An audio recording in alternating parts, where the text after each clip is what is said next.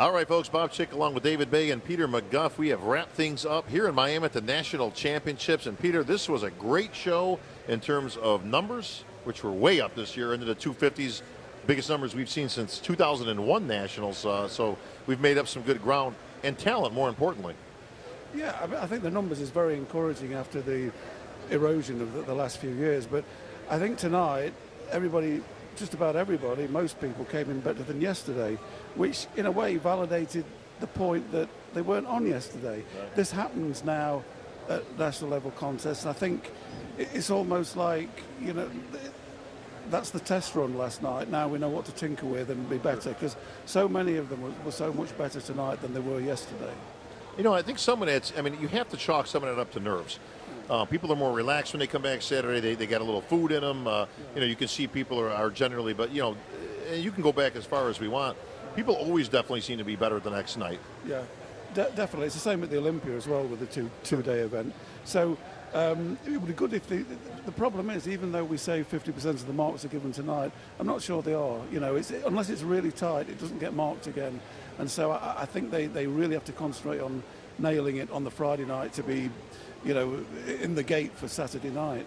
Well, the judges were definitely looking, because they called out a couple of the classes and rejudged them. So, I mean, a couple of those ones that were close, you know, for those that don't think anything's going on Saturday night, I'll tell you, I beg to differ on that one. But, David, some good competition. And, you know, we're going all the way back into the welterweights. You actually had some real tight and good competition. Yeah, Santiago, the welterweight winner, to me was the standout of the whole show. You know, going into an overall, it's going to be rough for a welterweight to take it, regardless of who's there. Yeah. You know, obviously with the super heavyweight being a very, you know, formidable super heavy, you weren't just going to see a welter take the overall. I wouldn't have been upset if he did. I mean, to me, he was that good. Sure. Now, when you see him up close, he's not the biggest guy, but that's, you know, that's what bodybuilding is about, the illusion. He had everything. You know, every body part flowed well with the next. His conditioning was spot on. He had big legs. His posing was really good. Came out and did some classical posing at night, reminiscent of some old school stuff that we haven't seen for a while. I mean, this kid has everything. You know, the question is going to be whether he's going to be able to grow into the 212 class. Obviously, right now, you know, he's under 165, so he's got a lot of room to grow. But, you know, we've seen guys like, you know, guys Cicherillo and a couple of the other guys, you know, turn pro in the lighter weight classes, and then with a few years of you know, a few years in the gym, you know, they can really make damage in that class. Well, Peter, let me ask you. I mean, you know, David saying it, obviously, Sante, very good bodybuilder, and anyway, I would agree with that. But when you get into the overall, I mean, they look great on their own. The minute they get out there, you're talking about a 160-pound bodybuilder. Now you're standing next to a guy who's given up, you're giving up 80 pounds, 90 pounds to a super heavyweight. Is it even realistic to think that a guy like that could stand a chance? No, I mean, as impressive as Santiago was, I mean, yeah, standing against those bigger guys, I mean, he was a better welterweight winner than all the other class winners. Sure. But you know, that's why they have weight classes. If it was open, they'd all be mixing it. You know, a 165-pound guy shouldn't be able to go against a 200-pound guy. But I mean, he was tremendous, and as David said, I just loved his whole presentation, routine, played to his strengths, and it was a breath of fresh air. Absolutely. All right, David, moving on to our next class, the middleweights. We're up next. Yeah, no, the middleweight class was really good. Your middleweight winner, David Baye, brought absolutely fantastic conditioning. One of these guys that we saw pictures of online leading into the show. Looked fantastic. We know how that that pans out sometimes. So it was nice to see him really bring the conditioning in the light heavyweights. You know, the standout to me, or excuse me, in the middleweights. You know, one of the standouts to me, Robert Zavala, a guy who got first at the North Americans, really wide for a middleweight. You know, I was really impressed with how he looked. I preferred him a little bit more to Tank Moore, the gentleman who got that second pro card. I think Robert flowed a little bit better, but Tank, you know, as his name suggests, he had a lot of muscle for a middleweight, so, you know, can't be too upset. But, you know, so you had a really good top, you know, 3-5 middleweights, a guy who was really shredded, a guy who had a lot of muscle, and, you know, Roberto Zavala, Rico, they call him, in great condition, with great shape, good muscularity. So a solid middleweight class, especially towards the top. Well, moving into the light heavies now, this is where the muscle, you know, kind of started to present itself a little bit more in terms of if they could potentially be in the overall. But the light heavyweights pretty deep this year. Yeah, the light heavyweight class was good. You know, we saw Arthur Reed win it. Arthur's been at the national level for quite some time. Freddie McRae, really good physique on this guy. We saw a couple of light heavyweights. Freddie, the guy who got 5th, Kane Bishop, who need to bring up their legs a little bit, but their upper bodies are exactly where they need to be. You know, Peter and I were sitting there during pre-judging, and when Kane Bishop came out by himself, before, you know, we saw him in the lineup, we were like, this guy looks absolutely fantastic. I mean, he's got all the body parts. Again, legs need to come up a little bit, but tons of potential in the light heavyweights. Bobby Church getting 4th place. Bobby got Bobby got in that top 5 on mass, huge quads, you know, especially for a light heavyweight. So, Peter, did Church have a prayer at winning this one? Well, he used to train at Temple Gym. Hey-oh! Thank you, ladies and gentlemen. Come on, we can't help it, David. Well, Peter, you know, while we haven't seen any welterweights or middleweights present any real challenge over, you know, probably ever at this level, we have seen some light heavies in the past that have done very well at the national championships. Yeah, I mean, Sean Ray springs to mind. Mark Dugdale in more recent times. Who else has done it? There's a whole bunch. You going back to Phil Williams back in the old days. I mean, there was, yeah, but we have seen some light heavies, you know, hold their own at that. Richard Jones, another good one, great one, David. There, but they're few and far between even still. I mean, the bar has raised so high over the years that you really got to be outstanding as a light heavy to have a shot. Yeah. Yeah, and the ones that did it were outstanding. You think of Richard Jones when he won the USAs. I mean, he was in a different league. I mean, as soon as you saw him, I mean, we put him straight on the cover of Flex magazine at the time. Same with Sean Ray. He went straight on the cover of Flex. So a light heavy can win, but he has to be a world-class light heavy. Absolutely. Yeah. Well, heavyweights, David. Now we're getting into some muscle here. Now you got some boys here. I tell you, this was a very close one, but when the smoke clears, it's a 21-year-old in the winner's circle. Yeah, you know, this was a really fun class to watch. This is one of those, like you talk about, the judges brought him back out tonight. It looked like from prejudging that Alan Cool, somebody I'm not overly familiar with, Alan was in the middle for the overwhelming majority of prejudging yesterday. So it looked like Alan was going to be in first place. Thought, hey, it's going to be between Jermaine and Dominic for second.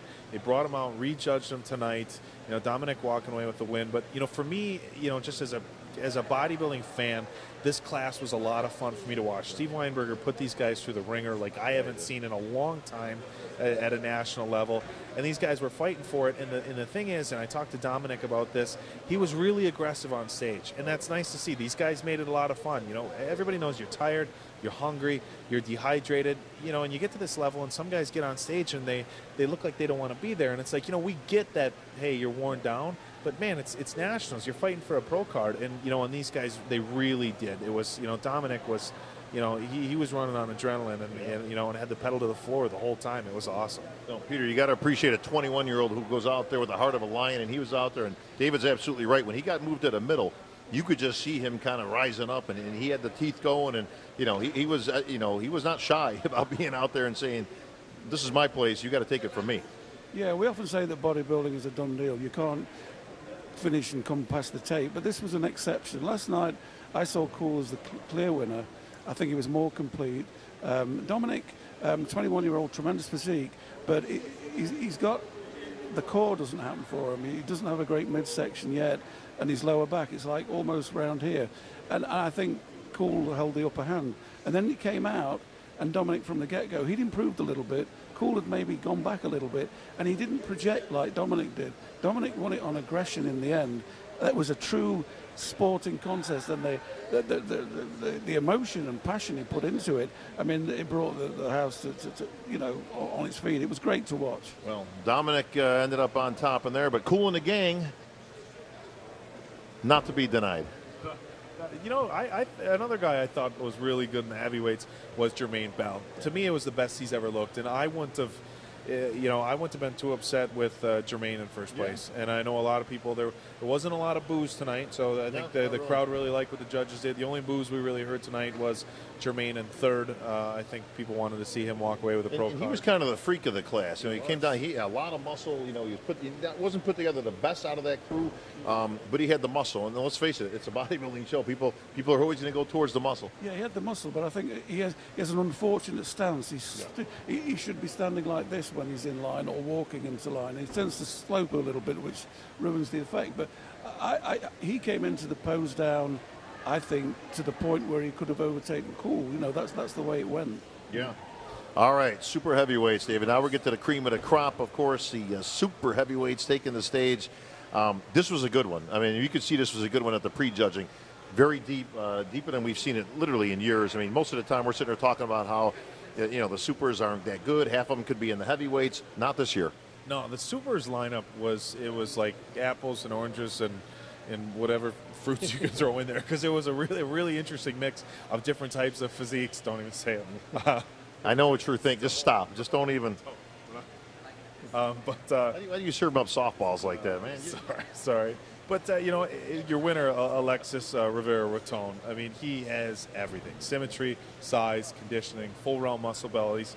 You know, but it was a really diverse super heavyweight top 5. Your Audrius, Jegavalicious, or whatever. I mean, just it's good luck with that one. As freaky as it gets. I mean, the guy's back is a mile wide. He's got a ton of mass. You know, he's just this big Lithuanian dude who doesn't flow at all, but he's so big you can't ignore him. We had Russ Allen take 4th place. Russ won juniors earlier on this year as a super, 228 pounds. You know, and one of the things that so many guys get hung up in the supers is, oh, I got to be 250, I got to be 260 on stage, or even in the 240s. Russ said, I'm just going to come in where I look my best. He came in really crisp. He's got real good lines for a super heavyweight, you know, and it proved a good move for him. He, you know, his first time at a pro qualifier, he got 4th place. Michael Lockett, probably the best version of Michael Lockett we've seen. Still some size discrepancy in the legs, but his upper body was bigger than it has been in the past. He still needs a little more mass in his back. And, you know, and then rounding out the top 5 was our 3rd place finisher, Blair Moan. Blair, the best I've ever seen Blair. Now, I would still like to see a little bit more quad separation. You know, it looks like he doesn't quite have, you know, the detail in the quads that some of the other guys have, but his conditioning was good. It's not to say that his conditioning wasn't good. You know, and he was, you know, looked a little disappointed, obviously gunning for a pro card.